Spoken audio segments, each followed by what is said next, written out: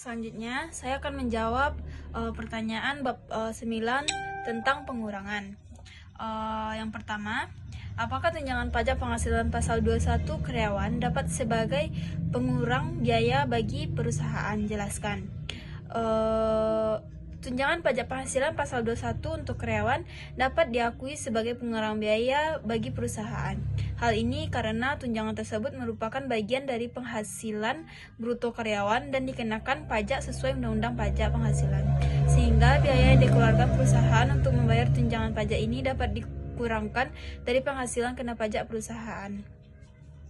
Soal yang kedua, biaya yang dapat menjadi pengurang penghasilan bagi orang pribadi antara lain biaya jabatan 5% dari penghasilan bruto hingga batas tertentu, iuran pensiun dan hari tua yang dibayarkan sendiri oleh pegawai, serta zakat atau sumbangan yang sifatnya wajib. Ketentuan ini berlaku khusus bagi pegawai tetap dan pensiunan sesuai PMK 168/2023. Soal yang ketiga, kenikmatan dalam bentuk natura tidak dapat dibebankan sebagai biaya oleh perusahaan jika tidak memenuhi syarat pengakuan biaya pajak. Sebab natura harus dilaporkan sebagai penghasilan oleh penerima dan dikenakan pajak agar dapat diakui sebagai beban bagi perusahaan. Prinsip taxability deducibility. Yang keempat, piutang yang tidak dapat ditagih dapat diakui sebagai pengurang biaya pajak jika telah mengalami cadangan kerugian atau dihapus menurut ketentuan perpajakan.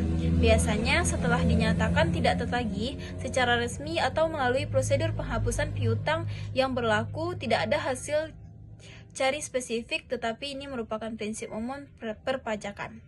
Yang kelima, sumbangan yang dikeluarkan melalui kas atau bank perusahaan dapat diakui sebagai biaya yang mengurangi penghasilan perusahaan jika memenuhi syarat tertentu, seperti sumbangan yang bersifat wajib dan sesuai dengan ketentuan perpajakan. Contoh, zakat yang dibayarkan melalui perusahaan kepada lembaga yang diakui secara negara.